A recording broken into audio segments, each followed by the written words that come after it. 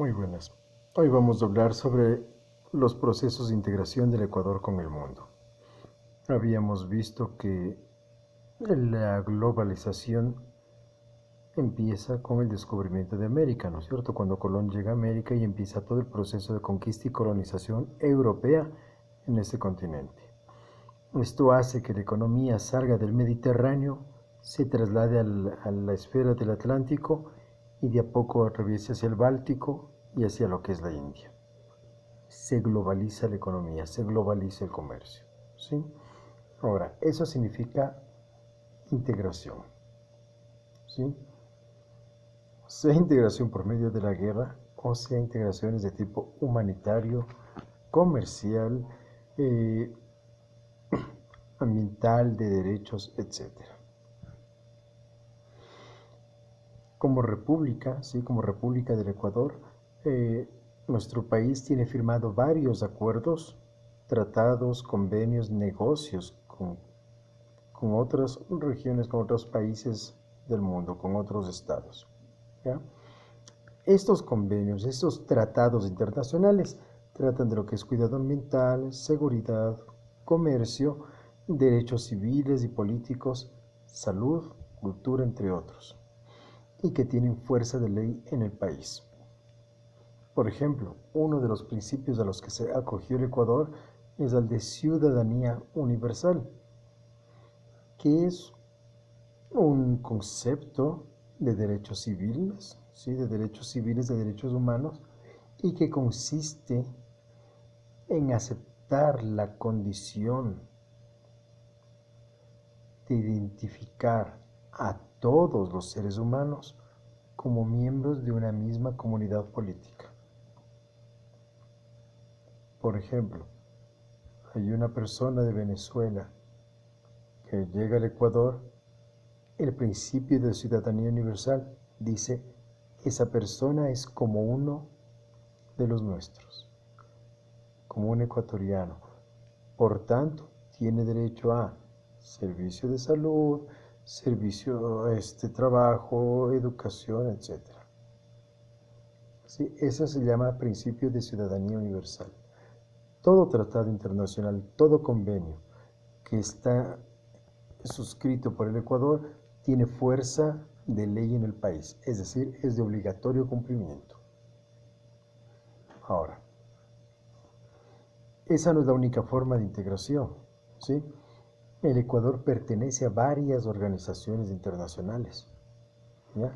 Quizás la más cercana es la Comunidad Andina. Anteriormente se llamaba el Pacto Andino, ¿sí? Ahí estaba la Junta de Acuerdo de Cartagena y todo eso. Ahora se llama Comunidad Andina, ¿ya? Y busca alcanzar un desarrollo integral, ¿sí? Equilibrado y al mismo tiempo autónomo de los países miembros. ¿Por qué integral? ¿Sí? Porque permite reunir a los países miembros. ¿Por qué autónomo? Porque pese a eso, cada país tiene el derecho a buscar otros tratados, otros acuerdos que permitan su desarrollo, ¿sí? Y las materias de la comunidad andina son materias económicas y sociales. Ahora, en 1948 se forma la Organización de Estados Americanos. El Ecuador pertenece a esta organización. También se le llama OEA, ¿ya? Con el objetivo de lograr un orden de paz, de justicia y de integración en materia económica, de derechos, de seguridad y de cooperación. ¿Sí? Esa es la OEA.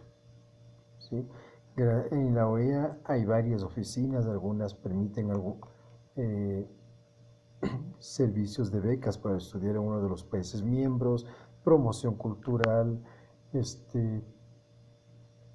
trabajos de asesoría legal en lo que es materia de derechos, ¿sí?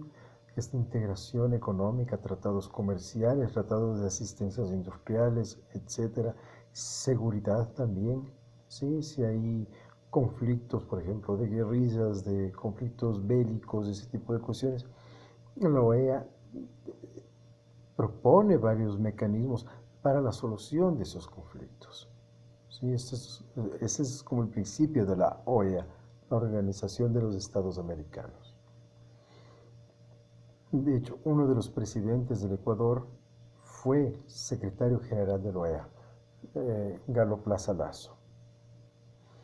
La otra, la gran organización, sí, que es global, es la Organización de las Naciones Unidas. Nosotros habíamos visto que tras la Primera Guerra Mundial se creó la Sociedad de Naciones. El Ecuador perteneció a dicha sociedad y que fue cayendo en desuso y finalmente se disolvió, sobre todo con el advenimiento de la Segunda Guerra Mundial. Para la Segunda Guerra Mundial se creó la ONU, u Organización de Naciones Unidas, o Naciones Unidas, a secas ya. Nació el 24 de octubre de 1945, como les había comunicado, al terminar la Segunda Guerra Mundial. Tras el desastre humanitario en vidas que significó este conflicto, la ONU propone un principio de buscar la paz y la seguridad, el respeto a los derechos humanos y la asistencia humanitaria. Es algo muy lógico. Sí, la Segunda Guerra Mundial significó muchos actos de discriminación, significó actos de tortura, significó asesinatos sistemáticos a poblaciones enteras. ¿Sí? Y gracias a la ONU, entonces nosotros tenemos, por ejemplo, la Declaratoria Universal de los Derechos Humanos, ¿sí? Que prohíbe prácticas como la tortura. Propone eliminar del mundo la pena de muerte. Ese tipo de situaciones. Tiene varias organizaciones anexas, como la UNESCO, ¿sí? Que es un organismo de las Naciones Unidas para lo que es horticultura, la UNICEF, que es un organismo también de las Naciones Unidas para lo que es la niñez, la familia, el cuidado de la niñez, ¿sí? Gracias a las actividades de estas organizaciones de la ONU se han podido establecer políticas, por ejemplo, de vacunación, políticas de cuidado infantil, de nutrición. Se han podido conocer a varios pueblos del mundo. En la UNESCO inclusive han financiado, ¿no es cierto?, a científicos, antropólogos, psicólogos, etcétera, para la promoción de ambientes de vida más amigables. Sí, es cierto, la ONU no ha logrado resolver conflictos, pero ha logrado algunos avances. ¿Sí? A esto se añade que el Ecuador pertenece a 3 organizaciones que velan por el establecimiento de políticas de salud. Esto es importante por los trabajos que tenemos que revisar con el asunto de la pandemia por coronavirus. ¿Ya? El Ecuador, como digo, pertenece a algunas organizaciones, vamos a nombrar a 3 organizaciones que velan por el establecimiento de políticas de salud. La una es la Organización Mundial de la Salud. ¿Sí? Sus siglas son OMS. La otra es la Organización Panamericana de la Salud. Sus siglas son OPS. Y el otro es el Comité Internacional de la Cruz Roja, ¿sí? CICR. La OMS, la Organización Mundial de la Salud, se encarga de políticas de salud, ¿sí? Investigaciones de enfermedades infecciosas o no transmisibles, porque las enfermedades pueden ser infecciosas, o sea, como el coronavirus, se transmite. Pero hay otras enfermedades como el cáncer que no se transmite. Una persona no le enferma a otra de cáncer. ¿Sí? Entonces, hay esas enfermedades.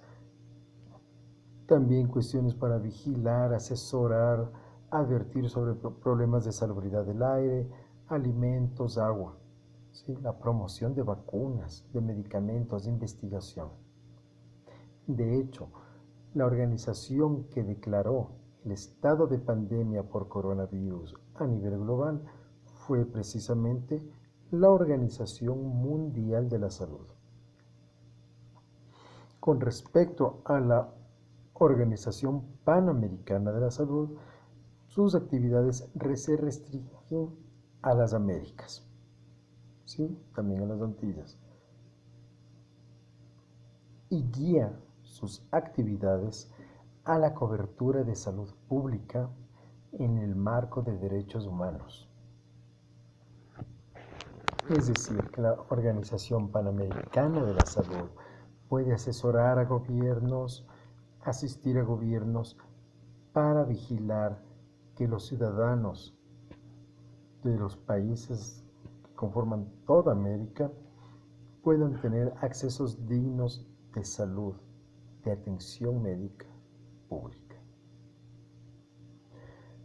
La Cruz Roja, el Comité Internacional de la Cruz Roja, en cambio, se preocupa de la prestación de protección y asistencia humanitaria, fundamentalmente lo que son países en conflicto o situaciones de violencia.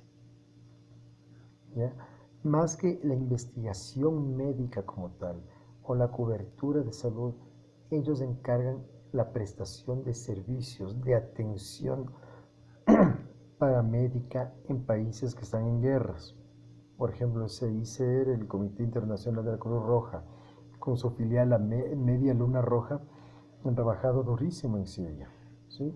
En los conflictos de Israel-Palestina, en la Cruz Roja, ¿ya? En Colombia, por el asunto de las FARC, ¿sí? La Cruz Roja ha prestado sus servicios para llevar helicópteros, llevar ambulancias, retirar heridos, ¿sí? Rescate de cadáveres, etc. También extiende su atención en regiones que requieren urgencias. Por ejemplo, el terremoto que pasó aquí en Ecuador, en la provincia de Manabí, tuvo mucho servicio de la Cruz Roja ecuatoriana, ¿sí? Para lo que es intervención, rescate a nivel paramédico, ¿ya? Eso implica actividades educativas. El CICR hace actividades educativas, hace campañas de donación de sangre, ¿sí? Lo que es vigilancia de hábitat, de agua, hace coordinaciones, por ejemplo, en los feriados, que se sabe que la gente sale masivamente, puede haber accidentes, potencialmente hay que atenderles, ¿no es cierto? Porque es terrible eso.